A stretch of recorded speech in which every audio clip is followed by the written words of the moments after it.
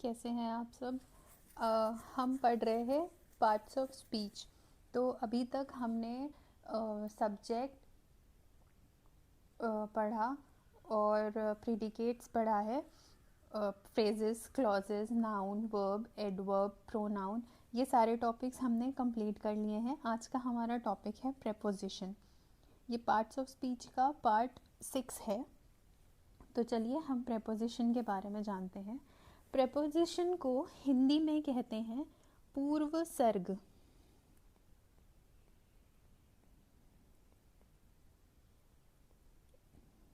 ठीक है, मतलब कि प्रेपोजिशन जो होता है वो नाउन और प्रोनाउन को मिला के जो बनता है उसको कहते हैं प्रेपोजिशन।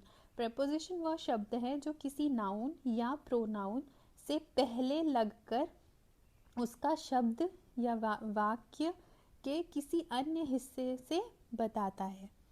तो ऐसे जो वर्ड्स होते हैं, जैसे a preposition is a word placed before a noun or a pronoun to show in what relation the person or thing denoted by in stands in regard to something else।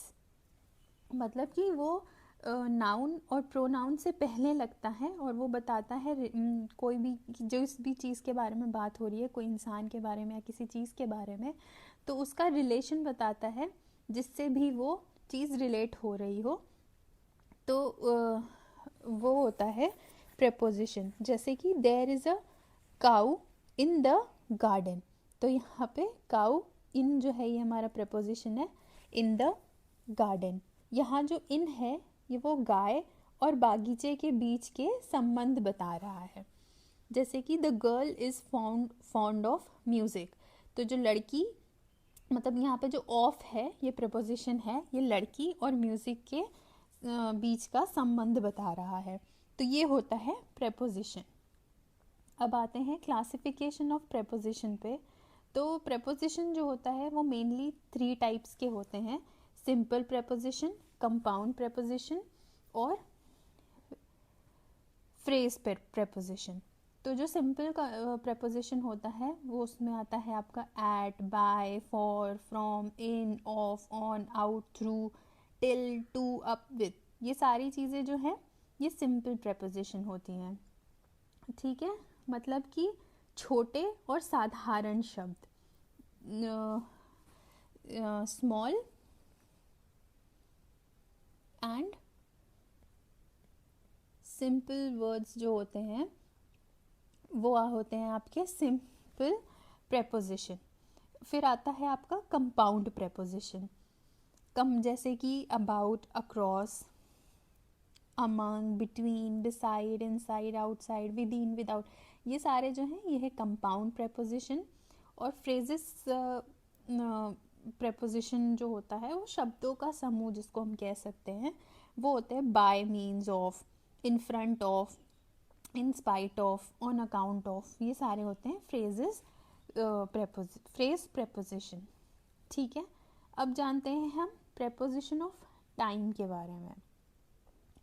तो ये जो होता है, these show when something happens, ये वो सारी चीज़ें बताते हैं जब कुछ हुआ हो। तो उस सारी सिचुएशंस को कहते हैं प्रेपोजिशन ऑफ टाइम। जैसे कि एट अगर है तो used for a point in time, जैसे एट 5 o'clock। ये मतलब कि जैसे निश्चित समय के लिए जो होता है वो उस जगह पे हम एट यूज़ करते हैं। कोई टाइम बताना हुआ, at noon, at night, at 5 o'clock। तो ये सारी जो चीज़ें हैं ये पॉइंट इन टाइम बताती हैं। फिर आता है इन मतलब कि ये मंथ, डेज, ईयर्स, सीजन, ये सारी चीज़ें बताता है।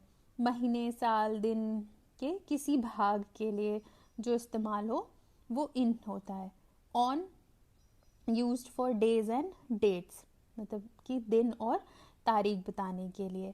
बाय है तो use to denote the latest time. By है तो मतलब कि अंतिम समय, सीमा बताने के लिए। ठीक है, फॉर का यूज़ हम करते हैं use for a period of time, मतलब समय की अवधि, पीरियड के लिए यूज बताते हैं, फॉर 2 आवर्स, फॉर 3 आवर्स, लगभग, लमसम जो होता है. Since used for a point in time in the past, मतलब कि भूतकाल के किसी निश्चित समय के लिए उस जगह पे सिंस का इस्तेमाल होता है. ठीक है. फिर आता है preposition of place and direction. तो ये जो होता है, ये कि प्रेपोजिशन ऑफ प्लेस जो होता है वो किसी जगह को दर्शाने के लिए होता है. वहाँ पे at, in, between, among, beside, besides, इन सब चीज़ों का यूज़ करते हैं. जैसे एट है, it denotes a specific point, जैसे किसी निश्चित बिंदु के लिए इस्तेमाल होता है. इन जो होता है वो इनसाइड एन एरिया, मतलब अपने एक सीमा के लिए इस्तेमाल होता है, क्षेत्र के लिए. बिटवीन जो होता है यूज्ड फॉर 2 पर्सन्स और थिंग्स, मतलब किसी 2 इंसान या किसी 2 चीज़ों के बीच में अर्थ बताने के लिए जो इस्तेमाल होता है वो बिटवीन का इस्तेमाल होता है. अमंग जो होता है वो यूज्ड फॉर मोर देन 2, मतलब कि अमंग जो होता है वो 2 लोग या 2 लोगों से ज़्यादा के लिए यूज़ होता है. और जो बिसाइड होता है means by the side of, मतलब बिसाइड का अर्थ जो है वो बगल में, जबकि बिसाइड्स का अर्थ जो होता है वो होता है बिसाइड्स को हम बोलेंगे के अलावा. ठीक है. इस बिसाइड का मतलब होता है बगल में.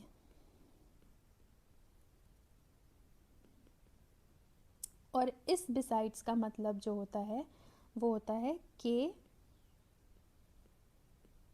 अलावा. ठीक है. अब आते हैं प्रेपोजिशन ऑफ डायरेक्शन में. तो जो प्रेपोजिशन ऑफ डायरेक्शन होता है उसमें आता है टू, टूवर्ड्स, इनटू. टू जो होता है वो डिनोट करता है डेस्टिनेशन को, मतलब किसी पर्टिकुलर स्थान को, जैसे he went to school. Towards जो होता है वो डायरेक्शन को डिनोट करता है, he went towards the school, मतलब लेफ्ट राइट ऐसा.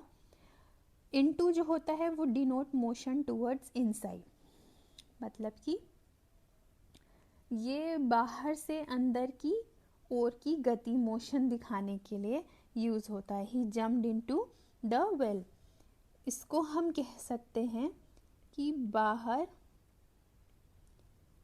से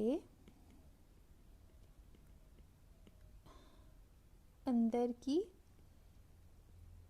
ओर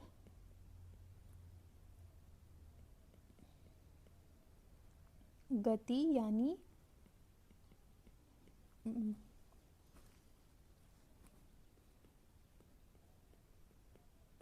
मोशन दिखाने के लिए इस्तेमाल होता है.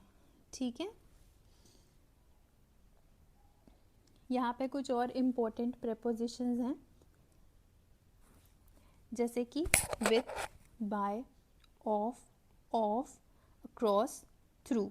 मतलब जो विथ होता है वो डिनोट इंस्ट्रूमेंट.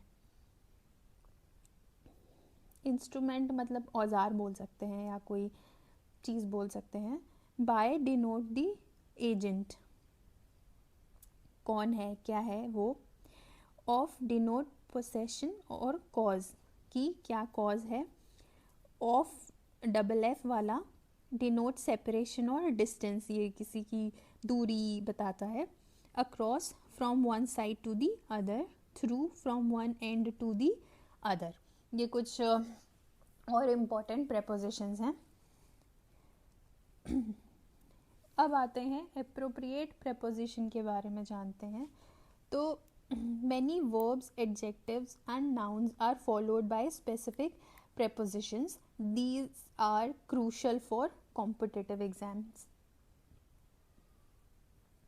कुछ शब्द के साथ हमेशा खास prepositions लगते हैं, जैसे कि angry के साथ with a person, angry at a thing, blind of an eye, blind to one's fault. तो कुछ ऐसे पर्टिकुलर शब्द होते हैं जिनके साथ कुछ स्पेशल प्रेपोजिशंस लगते हैं. ठीक है. जैसे यहाँ पे देखते हैं, एब्सटेन वर्ड है तो इसका प्रेपोजिशन फ्रॉम लगेगा, एब्सटेन फ्रॉम बैड हैबिट्स। फिर है अक्यूज के साथ ऑफ लगेगा, accused of theft. Agree with,